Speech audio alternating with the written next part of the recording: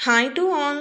2024 సంవత్సరంలో ఫిబ్రవరిలో 29 రోజులు వచ్చాయి. దీనినే లీప్ ఇయర్ అంటారు. అసలు ఈ లీప్ ఇయర్ అనే పేరు ఎందుకు వచ్చిందో చూద్దాం. భూమి తన చుట్టూ తాను తిరిగేందుకు 24 గంటల సమయం పడుతుంది. అంటే ఒక రోజు. అలాగే భూమి సూర్యుని చుట్టూ తిరగటానికి 360 రోజుల 5 గంటల 48 నిమిషాలు పడుతుంది. అంటే పావు రోజు సమయం కిందికి వస్తుంది. పావు రోజుని కలపడం కుదరదు కనుక 4 ఏళ్ల పాటు 4 పావు రోజులు కలిపితే ఒక రోజు అవుతుంది. ఫిబ్రవరిలో తక్కువ రోజులు ఉండటంతో అదనంగా వచ్చిన ఈ ఒక్క రోజుని ఆ నెలలో పెట్టారు. అందుకే ఫిబ్రవరిలో 28 రోజులు బదులు 29 రోజులు వస్తాయి. ఈ అదనపు రోజు కలపకపోతే ఋతువుల్లో మార్పులు వస్తాయి.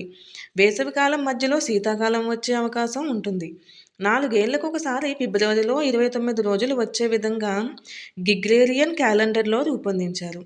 ఈ ఇన్ఫర్మేషన్ నచ్చితే తప్పకుండా లైక్ చేయండి.